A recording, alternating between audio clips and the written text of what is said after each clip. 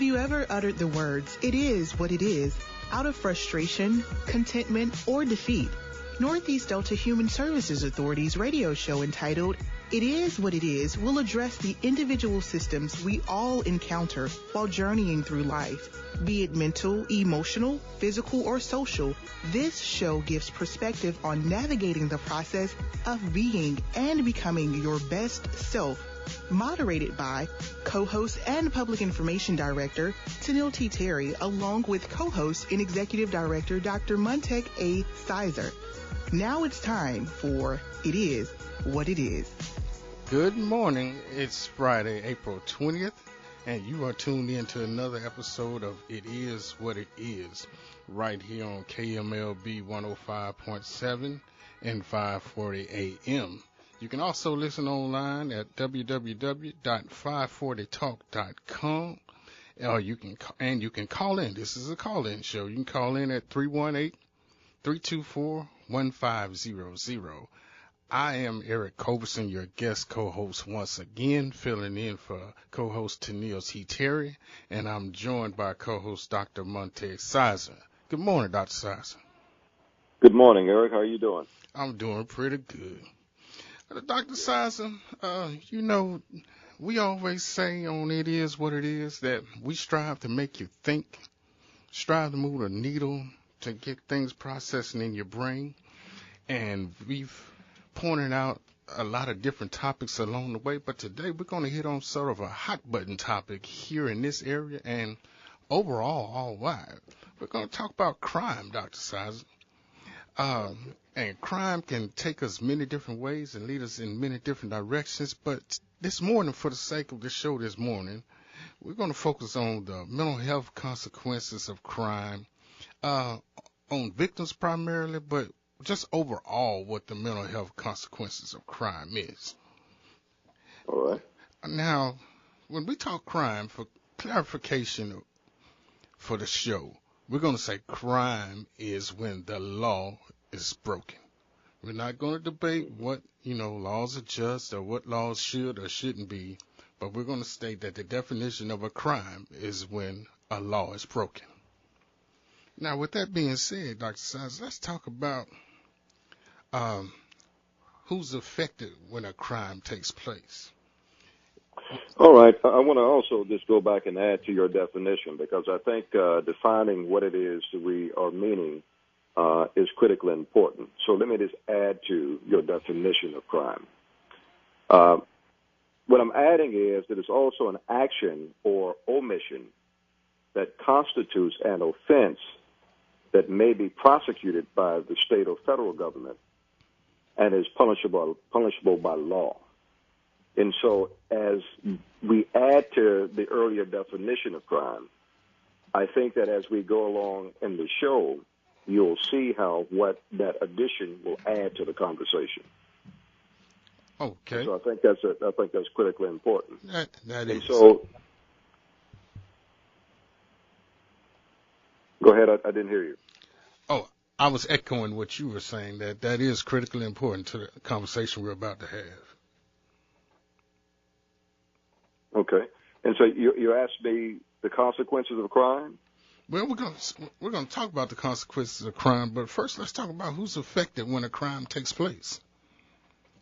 Well, who's affected? We all are. I mean, crime, again, using that definition, is a crime against person and a crime against the state, or the federal government. So directly or indirectly, we're all affected by crime, whether or not we are the direct victim or indirect victim, because indirect victim is a person who has to hear and deal with the consequences of somebody who was directly affected. It is when society has to put in certain provisions and pay certain amounts of money via taxes to deal with the consequences of both the victim and the victimizers. And so we all are affected by crime. We're all affected by crime, because even in a more general sense of specific to the fact that victims, friends and family of victims, friends and family of perpetrators, people that respond to crime. So as you said, crime affects us all in one way or another. Mm-hmm. So, Dr. Sons, for this sake of conversation, let's break up crime. There's violent crime and there's nonviolent crime. Would you say that, the effects of one are greater than the other, or would they be equal across the board? It all depends. And let me just add a category to what's known as crime. I would say victimless crimes. And so let me go back and give definitions. And so crimes against person, that includes murder, assault, rape, robbery, for an example. Crime against property, that can be a burglary, larceny, theft, auto theft, arson. And that victimless crime category could be drug use, gambling, prostitution, and the like.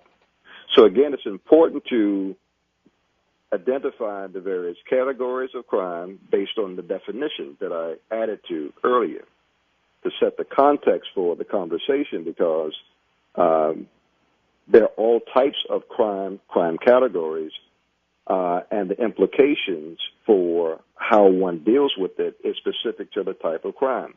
Say, for example, somebody who is abusing drugs compared to somebody who was assaulted, you can see how the issues of how they deal with it is much different from the standpoint of post-traumatic stress disorder compared to, or somebody who was assaulted will be more prone to a PTSD type situation compared to somebody who is using cocaine, for an example.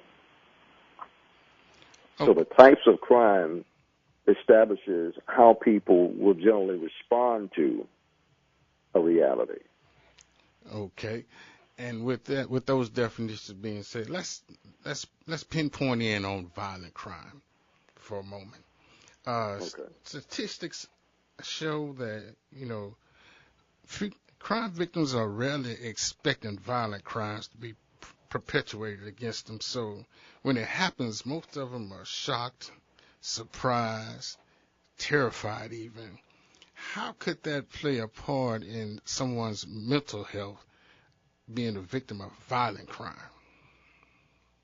Yeah, I think it all depends on one's lifestyle, because if one is a gangbanger, they can expect to one day be a victim of violent crime because they're in that lifestyle. But if you're talking about an average person that's not involved in that type of lifestyle, say somebody that gets up and go to work every day and have a family, 9-to-5 job, belongs to civic and social groups, don't have a history of criminal activity, and assume that they were getting in their car and somebody came up and pointed a gun and shot them 3 times, took their car and their wallet. You can imagine then that should they survive that situation, that they would be traumatized because they wouldn't experience anything like that. They would have heard about it on radio, and they would have watched it on television, and they may have heard other people talk about their circumstances relative to violent crime, but never thought in a million years that they would be the victim of it. And so you can expect a person like that to be shocked, surprised, angry, sad, and anxiety-prone, and many different emotions in between, because it will be surreal to them that it happened to them. So these are some of the typical emotions of a person who doesn't expect to be a victim of crime and how they would normally respond to it. Because, when a lot of times when crime happens to a person, and if you haven't been through a violent crime or you haven't been a victim, sometimes people tell them, well, you'll get over it, or it'll bring time and you'll be able to cope. But coping is different for everyone. Everyone has different coping abilities and coping mechanisms. And would it be realistic to say that, sometimes people never get over being a victim of a crime? That's possible. but that's highly possible. It depends on their disposition. It depends on the nature of the crime.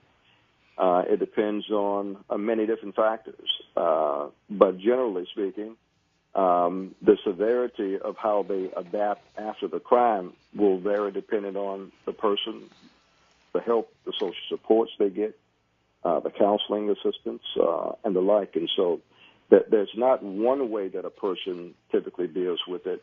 It's varied depending on a number of factors. Okay. And, you know, that support, that support that they get, that coping mechanisms and some of those things that a person needs, how would they go about seeking about trying to get that support? Or would that support be readily available through types of groups or something like that? It's possible. Again, some people have existing social supports. They have a tight family unit. They have a tight friendship core. They may know where to get resources from. They may have a strong sense of resilience or the attitude that, well, if something happens to me, I'll just shake it off and get back up and do what I can given the circumstances, because that's just how life is. And so, again, then there may be people who don't have family around, people who don't know how to engage various systems. And as a consequence, their adjustment may be more difficult, you see. And so it all depends on the person, the context, the variables that led to it, the severity of the assault, and what resources or help may be around, and the person's disposition. So all of that together creates how a person really deals with the situation. Whether or not law enforcement comes in and apprehends the person who perpetrated the crime, that matters, because if the person is still on the loose, then they don't know if the person may come back and further assault them. And so, but if the person is caught and the person was arrested and then convicted and then sent away for 25 years to life, then that may mean something else to the person who's dealing with being assaulted by the person that's incarcerated. So a lot of factors goes into how a person deals with it. And with that, we're going to take a short break, and we'll be back with more of It Is What It Is. You're listening to Northeast Delta Human Services Authority radio show, It Is What It Is, with Tanil T. Terry and Dr. Monteic A. Sizer.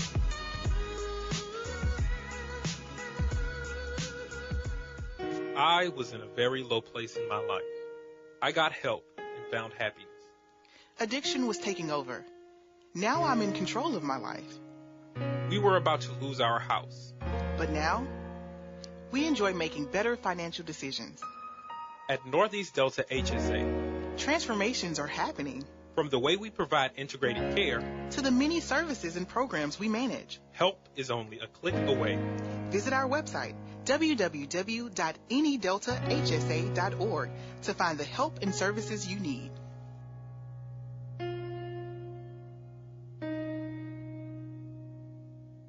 Hi, I'm Danica Patrick, and proud aunt. Watching my nieces grow, play, and learn is amazing.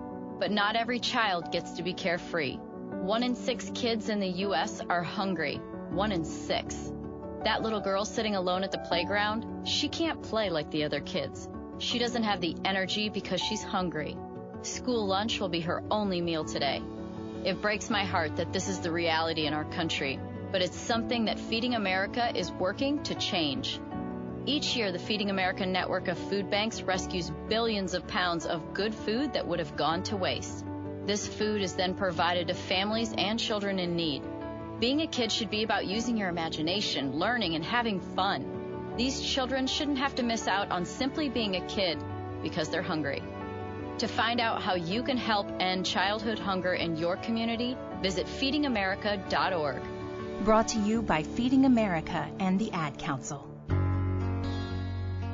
Problem gambling is a significant public health concern affecting thousands of Louisianians of all ages, races, and ethnic backgrounds in all communities, causing a significant societal and economic cost. Promoting awareness provides individuals in the problem gambling community an opportunity to educate the public and policymakers about the social and financial effectiveness of services available for problem gambling.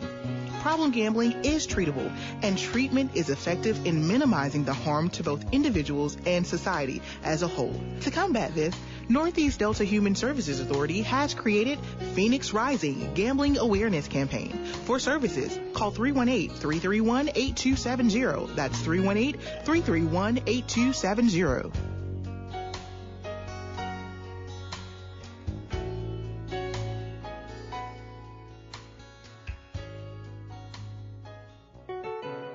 Are you or someone you know struggling with mental health issues such as depression, severe mood swings, hallucinations, or emotional problems from a traumatic life event? At Northeast Delta HSA, we are inspired to catalyze and transform the lives of Northeast Louisiana citizens in our 12 parish region through outpatient mental health counseling, medication management, and outpatient services for addictive disorders. To find which of our 7 clinic locations is nearest you, simply visit our website at www.anydeltahsa.org or call us toll-free at 1-800-256-2522. That's 1-800-256-2522.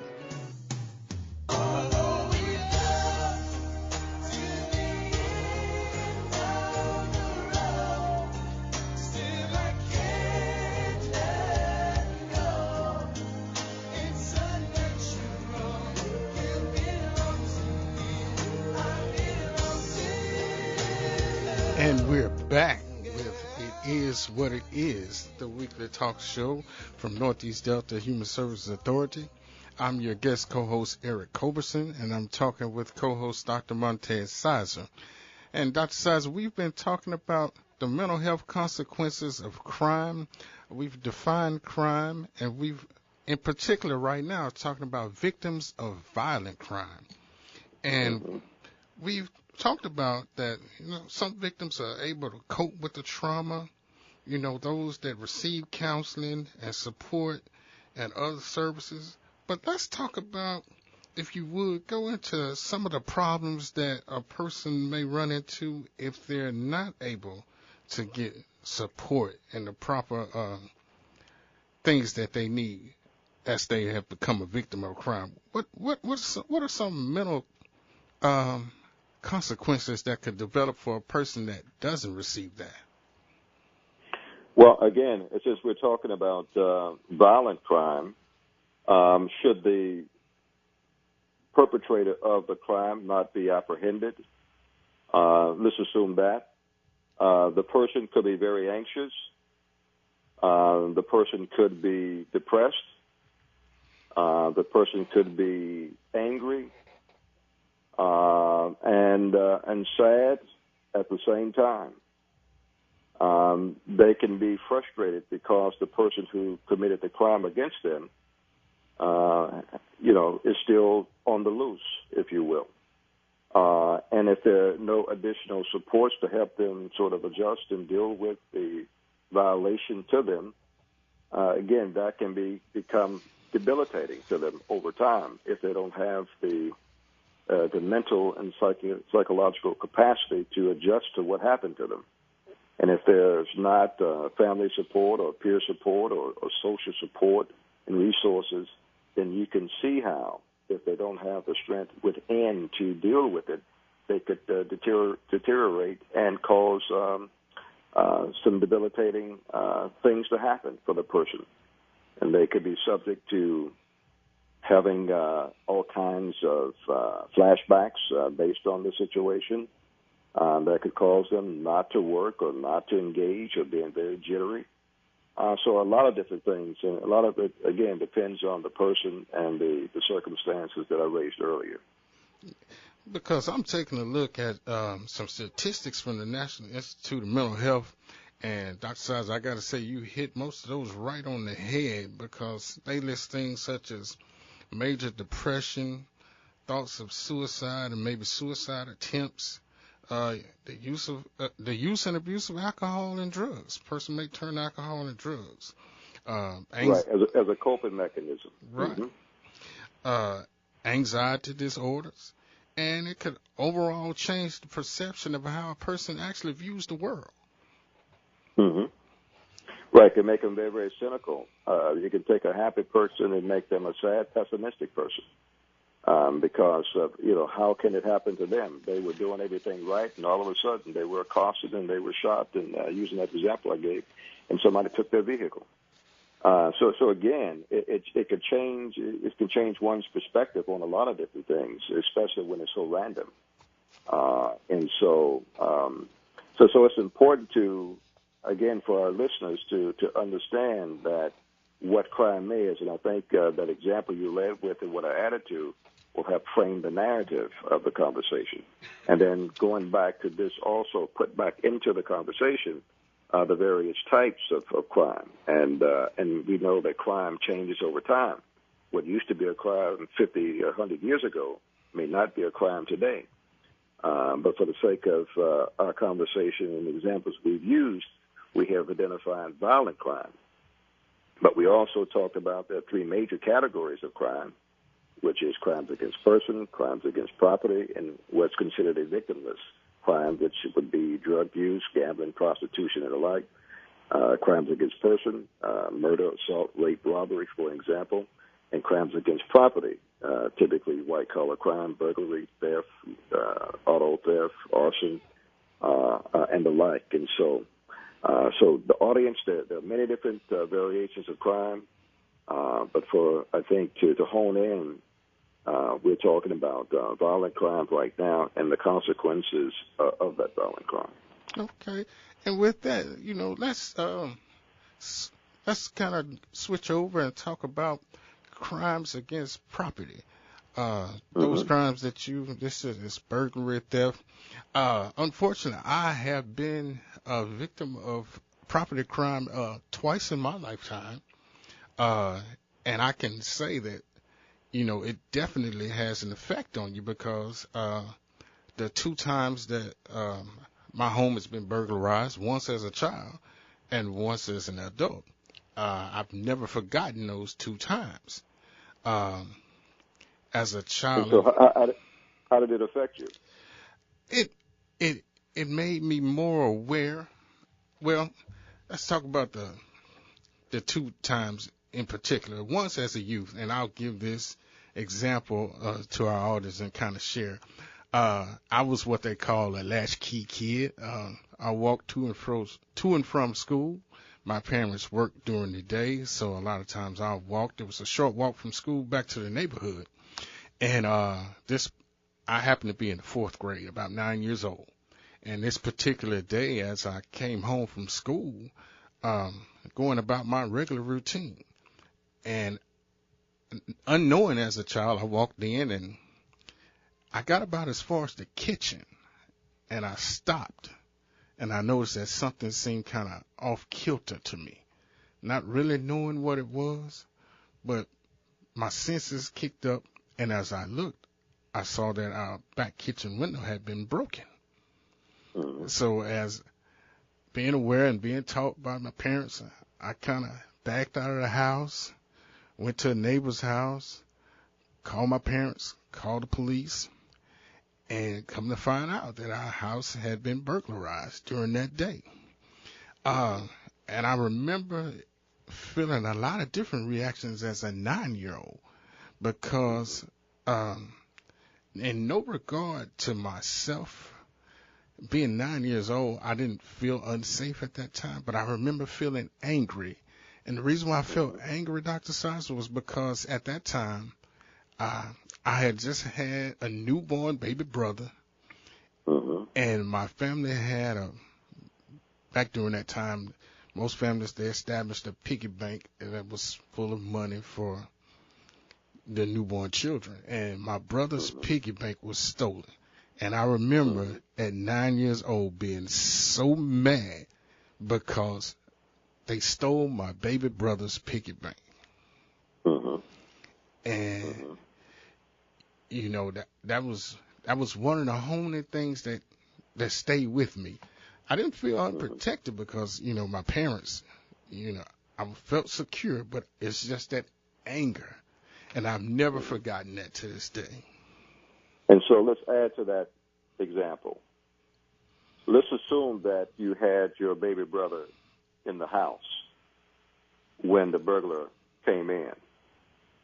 And let's assume then that that burglar saw your baby brother and, say, a guardian, and shot and killed both of them. And you walked in. Then and now tell me how you might have felt. Probably seeing that traumatized for the rest of my life. I've never experienced that, but just to even think in that process, I could see how that, would have traumatized me completely. Right. And so you can see how now the circumstances or the variables will change how you think about or engage the situation. The same scenario. All we have added was the fact we put your baby brother in that example, and we put a guardian in that example. Now, you're angry when they only took the piggy bank, but had they taken two people from you that you cared about, now that anger may have turned into sadness, and it may have fluctuated between anger and sadness and trauma. Now you would have seen a whole bunch of blood. You would have seen bodies laying around, right? Right. These images you may not have gotten out of your head. And to the extent in which you can't resolve that and it causes you to cope by drinking or smoking or being depressed, you can see how then that situation that you didn't ask for can negatively affect your psychological well-being and your relationship to others. Now your world view could be, the world is dangerous. It's too variable. You never know what's going to happen. So therefore you resort to being overly protective of a lot of different things because you just don't know. And that could have implications, again, for yourself, your relationship, how you deal with co-workers and the like. And, with that being said, if we go to my, next experience as being a victim of burglary as an adult, like I said, my perception changed differently because, unfortunately, as an adult, recently within the last 5 to 7 years, my home was burglarized. I was coming home for lunch, meeting my wife at home. She and I both got there at the same time and found that our door was open. Unbeknownst to us, we walk in and our home has been burglarized. Now, as an adult, as a man, my thoughts are feeling different now because now not only am I angry, I'm thinking, what if my wife had been home when this burglary took place? I have kids now and I'm a protector and now, I'm feeling guarded. I'm looking at all the scenarios and my mind is racing as to, who possibly could have done this, even though I'm not a detective and the police are called, but now there's a whole different gamut of emotions. Because as a child, I was just angry about my baby brother. But as an adult, as a husband, as a father, I'm not only angry about the property, but the property is on the least of my mind. Now it's about the security. It's about more of my wife, my children's being, or do they feel safe here? And what do I need to do as the protector to ensure? Because I'm feeling like that's something I did wrong, or I didn't have enough protections in. So as you say, as an adult, a whole lot of more gamut of emotions begin to run when I was burglarized as an adult. Okay, so let's go back and I'm going to introduce those variables that I introduced when you were victimized as a child. God forbid, but let's assume that you and your wife got to your house at the same time, and you walk in, and your children were in there dead because the person who came in, when they were attempting to do what they did, they saw them and they shot them and killed them. Now, tell me how you would feel. Well, to be honest with you, Dr. Size, in that case, that I'm going to be out of my mind to the point that I'm trying to find that person or those people that committed this heinous crime, because I'll share with the audience. I'm not the turn the other cheek type of person.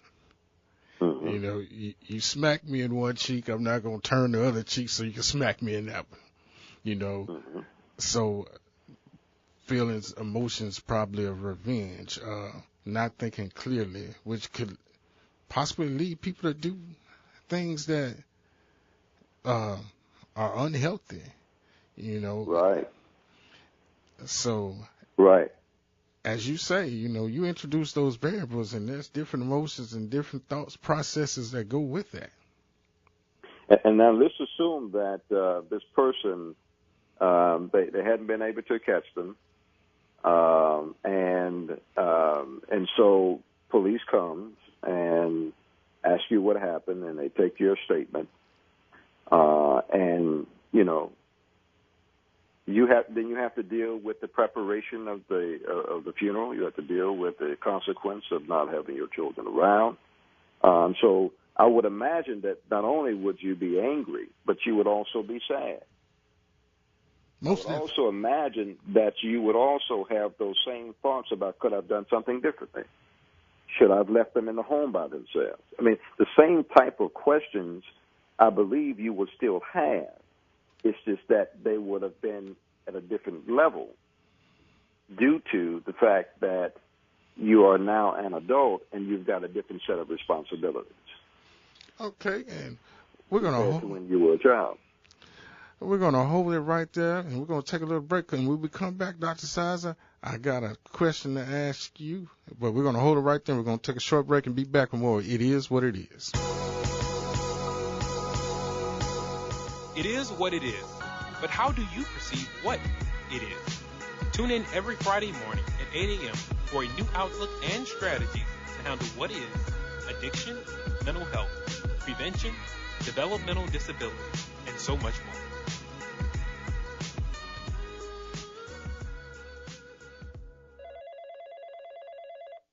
It's a great day at Northeast Delta Human Services Authority. How can I help you? Hello. Someone said that you could help me. Is that true? Sure. At Northeast Delta, we offer a variety of services, including programs that assist with developmental disabilities, mental health, drug addiction, and prevention. Could any of these services benefit you? Well, yes. I'm addicted to drugs, and I want to quit, but I'm not sure what my next step should be. Don't worry. I can set an appointment for you to see one of our clinicians, or you can walk right into a clinic. Thanks. But how would I get there? You're very far away. Actually, we have 7 clinics that service our 12th parish region. If you go to our website at www.nedeltahsa.org, you can find the one nearest you. Wow, that's great. It looks like there isn't one that far from me. I'm headed there now. Thank you. Whatever you need, Northeast Delta Human Services Authority is always there to help. Whether it's over the phone or online, contact us today. Dad, this is fun. I didn't think I'd like kayaking. Well, I'm glad you enjoyed it, but I think it's time to head back in. Okay. Can we come back? Sure. Tomorrow? Let's check with Mom. Hey, be careful getting out of the boat. It's a kayak, Dad. I'm going to return the kayak. Just make sure you have everything. Yep. Can we walk home? How about a taxi? 233 North Maple, please. It's a short fare from your neighborhood to your naturehood. Visit discovertheforest.org to find a neighborhood park or green space near you. Also, find fun activities to do like boating and biking or camping and hiking, plus much more. It's all right in your naturehood. Best day ever. A public service announcement brought to you by the Ad Council and the U.S. Forest Service.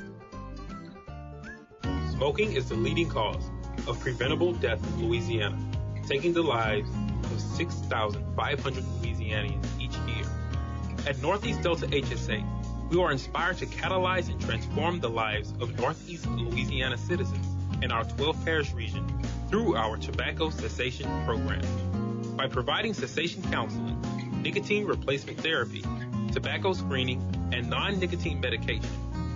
To find which of our 7 clinic locations is nearest you, or to learn more about our tobacco cessation program, visit us online at www.nedeltahsa.org or like us on Facebook at Northeast Delta HSA.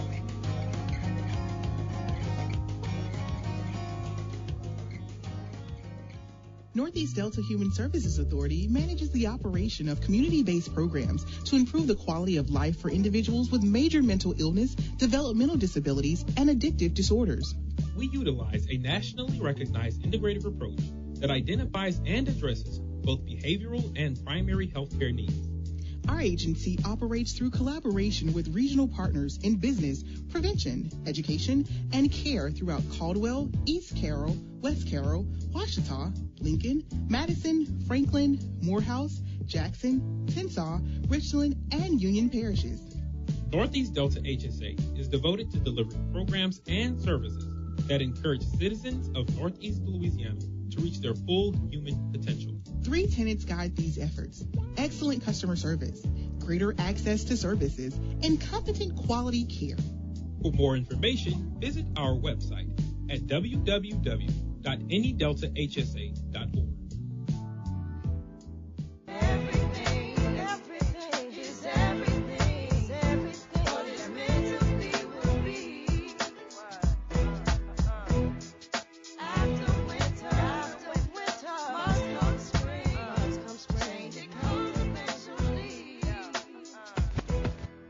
And we're back with more It Is What It Is.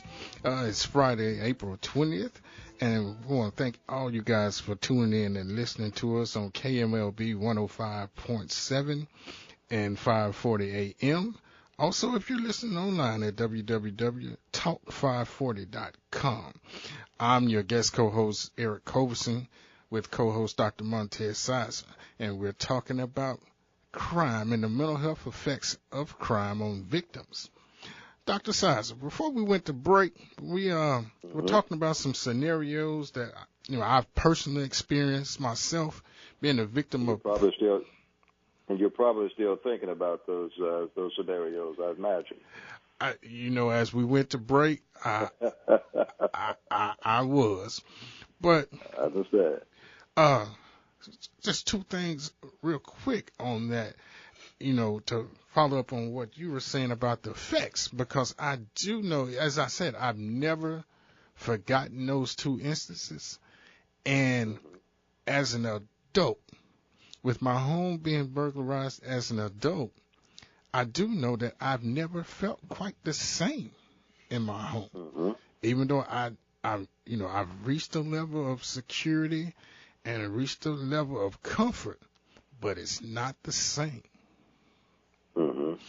And as you added the scenarios of, someone being hurt or possibly taken away from you, a loved one, in a situation like that, now let me ask, if that scenario, thank God it didn't, but if that scenario was to happen where I come in, I find a loved one has been murdered or killed, now, does that, in turn, even though the crime is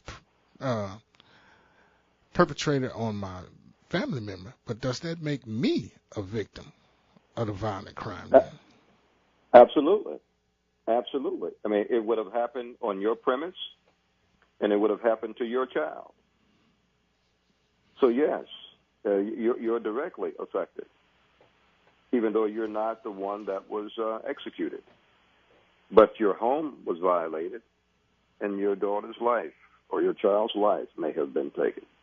You see, so you're a direct and indirect victim of that situation. Indirect meaning that a loved one was killed. directly, meaning your home was violated. You see? Okay. And so there are multiple things happening in that scenario, which will create multiple thoughts and ideas and emotions, and will require the intervention or intervening of many different systems. Law enforcement would be called. Maybe fire would get there before the law enforcement. Then statements would have to be taken, and then there will need to be some sort of report to try to apprehend who committed the crime. There's likely to be television and radio interest and involvement, replaying the story over and over and over again, re-traumatizing, replaying that into your mind and your loved one's mind, you see? And so you can be re-traumatized just through the regurgitation or replaying, if you will, of a bad situation. You know, and then how others respond to that could also be re-traumatizing to you. And sometimes people do it and don't mean any harm. You may get 1,000 calls to call you and say, Eric, I'm sorry to hear about your loss. Well, they're reminding you of your loss and your trauma and your devastating situation repeatedly. Now, they don't mean any harm. They're trying to console you, but as they try to console you, they're also reminding you, right? And so, as you were alluding to, when you alluded to PTSD, it's a replaying of those vivid images of what you saw and not being able to come to grips with those images.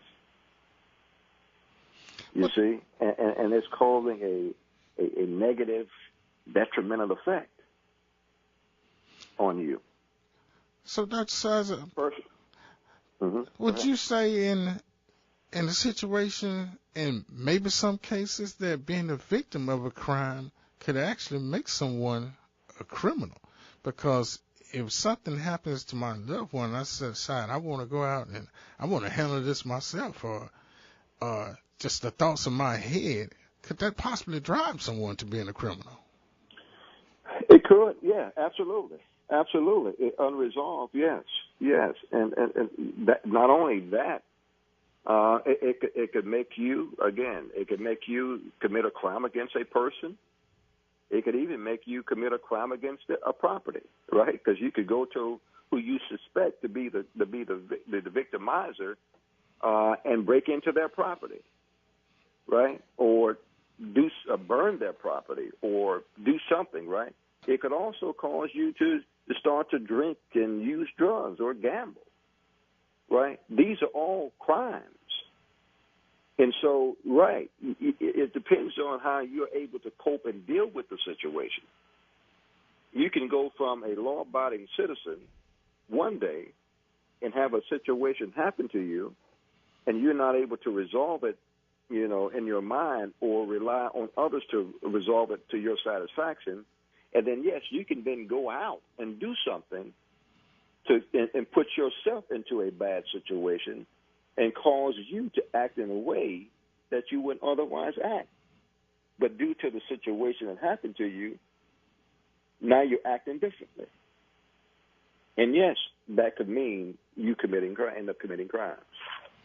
Okay, Dr. Sizer, real quick, if you would, for those that may be joining us late, we're talking about crime. We're talking about the mental health effects of crime, particularly on victims. But could you go back and define those three types of crimes real quick for our audience that may be joining us late? Well, I'm going to use broad categories. Crimes against person, crimes against property, and victimless crimes. Okay. Now, crimes against persons, some examples of that category would be murder, assault, rape, robbery, for an example. Crimes against property would be burglary, larceny, theft, auto theft, arson, things like that, white-collar crime. A victimless crime, using that broad category, is made up of, say, a crime like drug use, gambling, and or prostitution. These are real broad categories, but I wanted to give and state for the audience the types of things that from a categorization standpoint, this is loosely how the law enforcement uniform crime report sort of categorizes and identifies these types of crimes. Okay, and with those three categories, like we've talked about crimes against person, we've talked about crimes against property. Now let's kind of touch for our last segment of victimless crimes. Like I said, they can range from a wide variety of things, but let's talk about that person in particular that hypothetically says, you know what, this is just a little cocaine. I'm not hurting anybody. This is my business. I need this, so I'm going to take this and just let me be. Mm-hmm.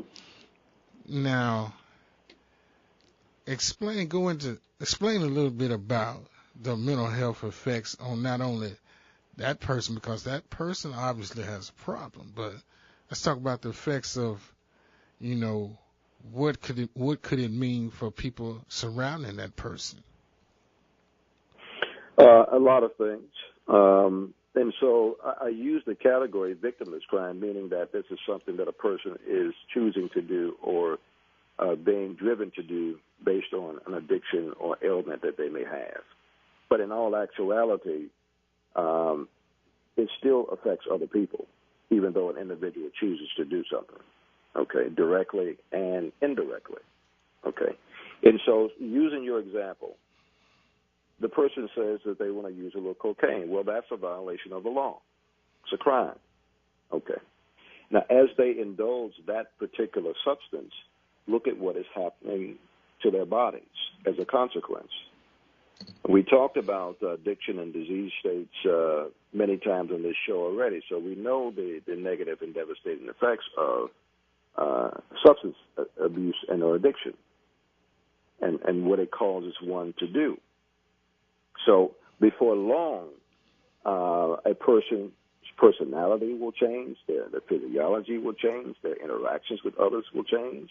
And if they can't afford to buy the cocaine, guess what they'll do? They'll either start to prostitute, they'll start to steal, and other types of things, which will go into some of these other categories to do what? To be able to support the habit and use of cocaine. So one category can lead into another category depending on their ability to obtain a substance and or their inability to obtain it. And certainly it will have negative social relationships, familial relationships, because anybody who's on that substance for a long period of time will have changes and challenges in multiple categories and spheres of life. And with that, you get the person that thinks that they're doing what they do, and it's really nobody else's business or nobody else's concern. But like you said, with that scenario you just described, there's multiple levels. There's family members that may actually become a victim by that person. That person turned to steal to, supply their habit. They may steal from a family member, making that own family members victims of this seamless, not hurting anybody crime. Our community. And let's assume that that cocaine user's got a child, and say the child is 10 years old, and watching that person use and abuse that substance. Look at the effect that child, that use will have on that child, should his or her parent engage in that type of activity. And then let's assume that the mother or the father is high. And what do you think the interactions will be between that parent and that child? It could be strained because that person could be, especially when they are seeking to chase that high, they may not have appropriate time to engage pro-socially with their child. So that child then becomes a victim of that adult's actions relative to the use of that substance, you see. And then now that child, in craving that type of love and support from that parent, gets sad, angry, and or depressed. And then that child goes to a school where they're not well understood or supported, and so that child starts to act out in class. What do you think that teacher is going to do? They're going to refer that child to the principal. And if the principal is not understanding, then the principal may seek to expel or do some other types of things because they don't fully understand what's driving that child's behavior. You see, and then this assumes that the child fights another child at school and gets expelled. Now that child is back into the community because there's nowhere for that child to be due to what they did in school. So now that child is back into an environment that is creating the challenge for them and the angst for them. And so they're witnessing even more of their parent using that substance. And now that parent is has got other people in that same space using a similar substance. And so some of those persons may be may be shady in a lot of different ways, and may end up doing something to hurt that child. For example, they may beat that child or whatever. You see, so there are many different effects, causes and effects to what a person decides to do, and those ripple effects could manifest themselves in many different ways, in many different systems. And this is why it's important to know how to address any type of situation, whether it's addiction, which is the drug use, which is a crime, and the addiction part of it, which is a disease. And so the ramifications for both the disease and or the crime oftentimes can create more folks arrested than for a addiction or disease that could be better treated at a lesser cost in a clinic and not in a jail space. So if you go to jail, arrested, and then incarcerated for a long period of time in the correctional institution with no help, then you can see how that in and of itself creates also a problem for the individual, because they may dry out, but they still have those tendencies because they haven't learned how to really deal with it or address it, and separates them from that child. You see. And then when that person gets out, should it be for 6 months to a year, they go back in that same environment, and they typically repeat that all over again. And then they have to try to get reacquainted with the child all over again. And then it sets the dynamics back off again. So it's a vicious cycle that affects multiple layers, multiple systems all at the same time. And with that, we're running up on time, but Dr. Sizer, this has been a definitely interesting conversation, one that I think we'll have to revisit more in depth on. It is what it is. I want to thank you all for joining us this Friday, and you guys have a good weekend. This has been It Is What It Is. You stood right beside me. You've been listening to Northeast Delta Human Services Authority radio show, It Is What It Is, with Executive Director Dr. Monteic A. Sizer and Public Information Director Sneal T. Terry.